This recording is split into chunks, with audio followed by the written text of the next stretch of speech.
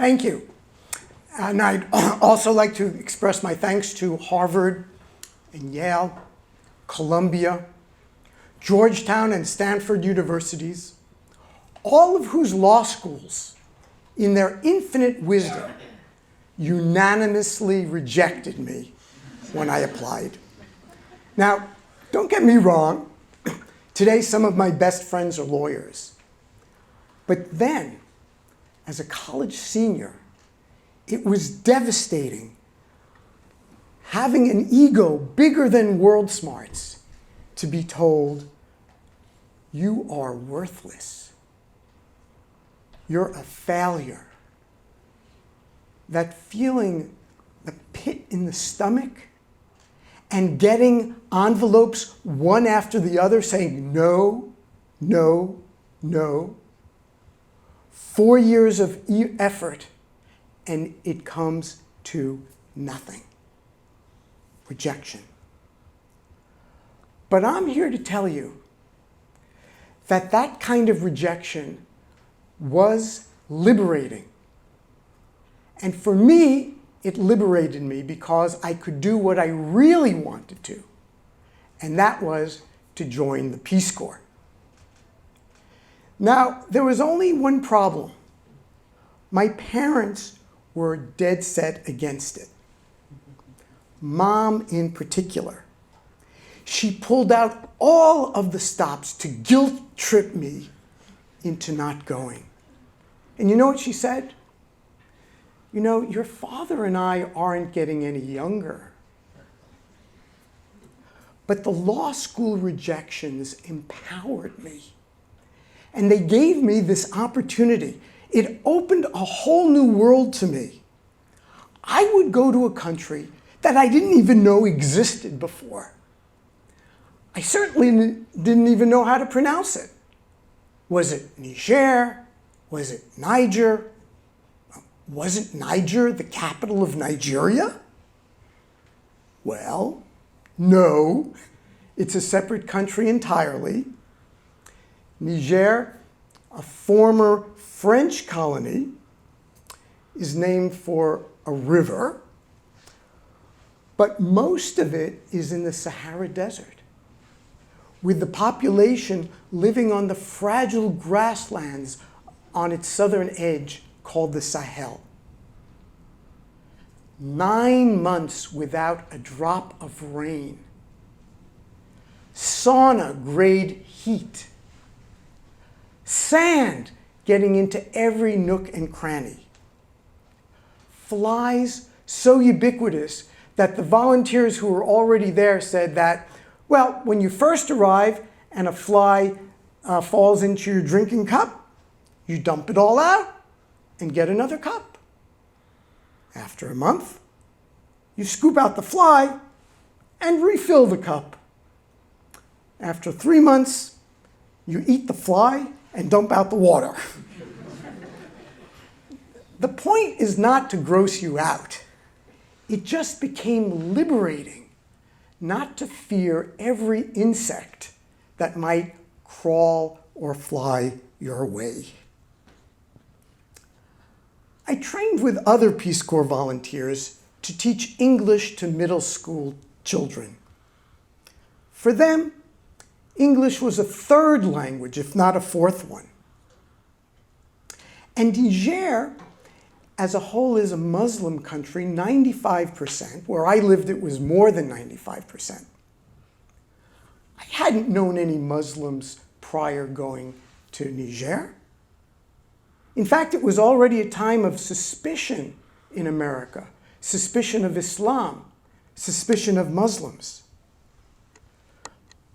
It was liberating to cross that boundary and establish deep friendships with Muslims, to learn about Islam from them, to learn that Abraham, Isaac, and Jacob, and yes, Jesus, are part of their religion. And being a white minority in Black African society, a very hospitable and generous community that I lived in, It was both liberating and illuminating, especially given the racial tensions that were underlying American society at the time. And it was liberating to speak about those issues. Coming to Niger from New York, I'd had hang-ups about referring to people by their skin color. But now I was living in a society where it was common to jokingly tease people about their appearance.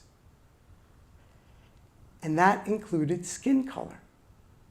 It's what anthropologists call the joking cousin relationship. And it was liberating, a psychological transformation from being offended when being called Anasara, European, Bature, Christian, to entering that joking cousin relationship. It was liberating to be open in conversation, me to them to me, about being white, about being black. And all of this going on in the country that is ranked the least developed in the entire world. And that gave me a very revealing takeaway. That despite material deprivation, people maintained dignity. It was humbling. It was liberating also to have my own horse, to be a horse owner at age 21. I wouldn't have become that if law school had let me in.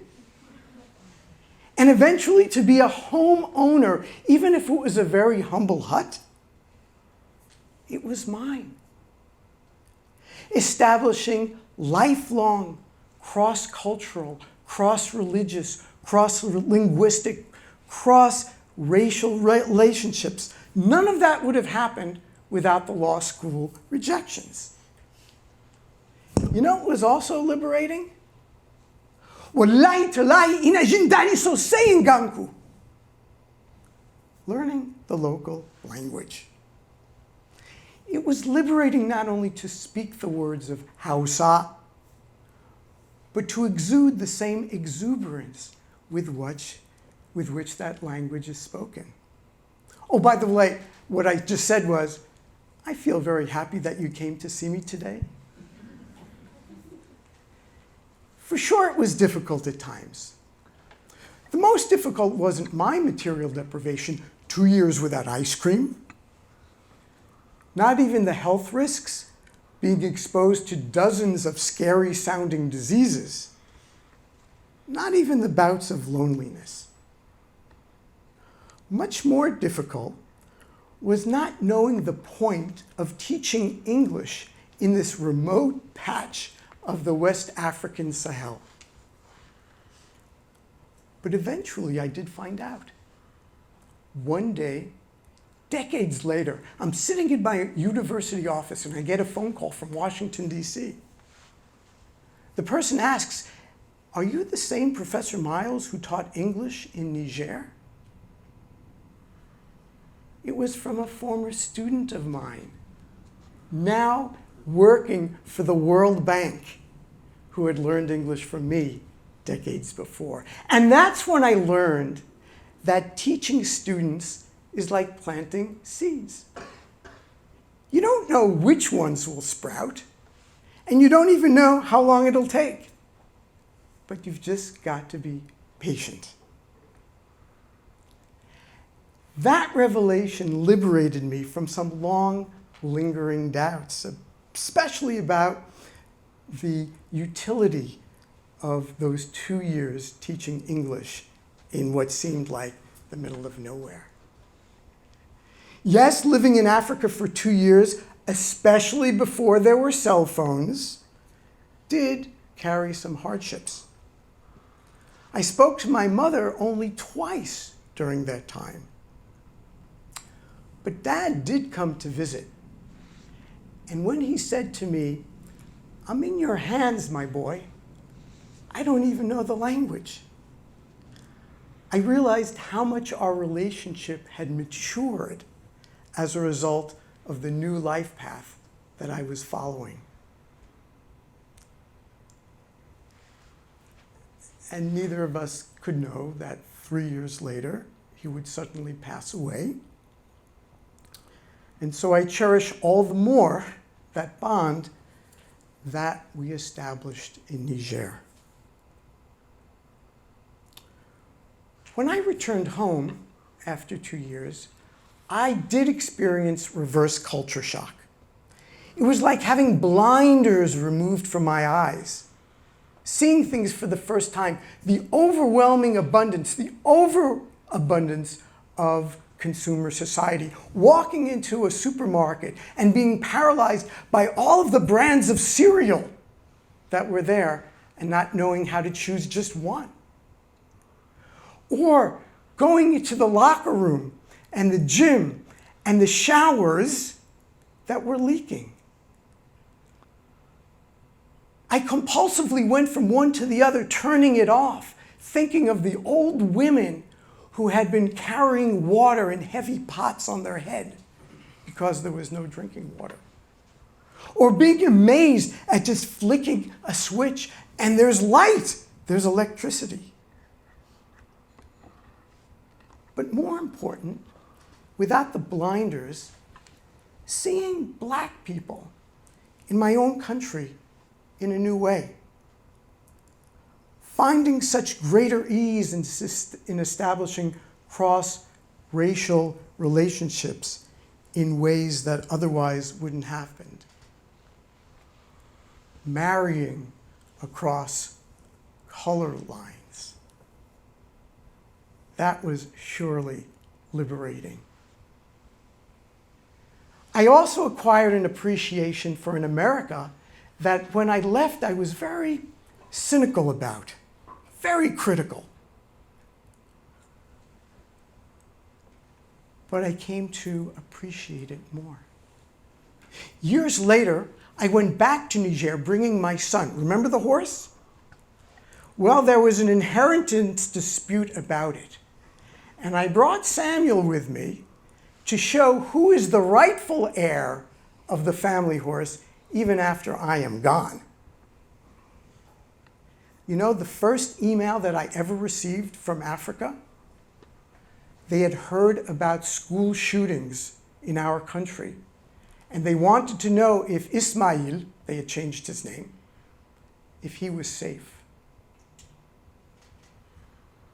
And my daughter, after graduating college, Ariel too decided she wanted to join the Peace Corps. But she had a problem. My mom, her grandma. And you know what she said to Ariel? You know, I'm not getting any younger anymore. But Mom, who is now 96, loves to hear the stories about where she didn't want us to go in the first place. And she even says that it's the prayers of our friends in Africa that keep her alive.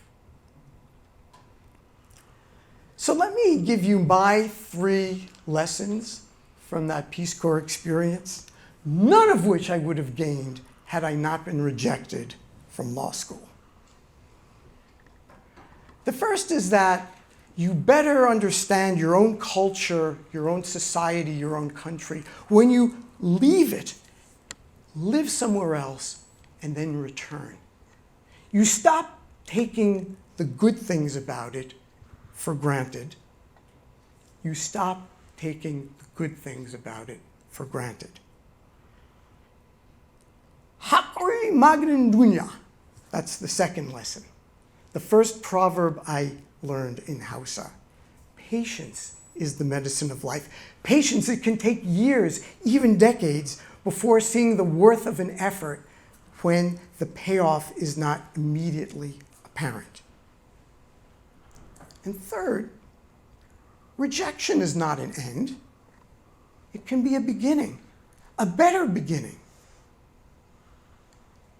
Now, I still get rejections. I expect them. from anonymous colleagues in the form of peer-reviewed journal reviews, from competitive research grant funders, even from my own university from time to time. And I still get that pit in my stomach, that self-doubt, that feeling of failure when those rejections come in. But I always try to remind myself that what you first feel as the ultimate rejection, for me, 100% rejection from law school, can be the best thing that ever happened to you. It can lead to greater opportunities, and eventually it can have a positive impact on other people's lives. If you let me add one final lesson, love, honor, and respect your parents. But when life calls you down another path, maybe because you were rejected from the one that they originally wanted you to go on, embrace that other road. Just remember to call home. Thank you.